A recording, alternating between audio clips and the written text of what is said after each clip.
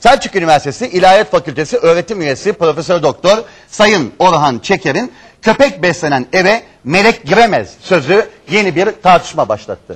Şimdi köpek beslenen eve melek giremez, köpek beslenen eve melek giremezse o eve şeytanlar girer, Cebrail de giremez, Azrail de giremez gibi açıklamalar var. Bu elimdeki kağıtta, ben bunları kafamdan atmıyorum. Burada söylenen şeyler. Ne diyorsunuz bununla ilgili hocam? Köpek besleyen, kedi besleyen evinde bir sürü insan var.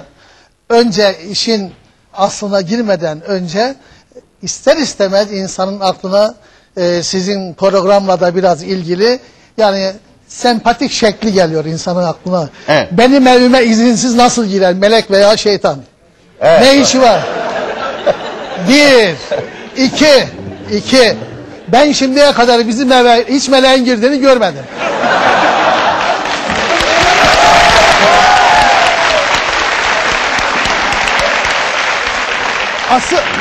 Asıl önemli tarafı bizim evde köpek yok.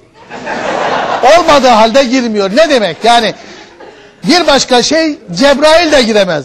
Cebrail peygamberlere vahiy getiren melektir. Bizim evde ne işi var? Sizin evde ne işi var? Evet. Konuyu bambaşka yerlere çekmiştir.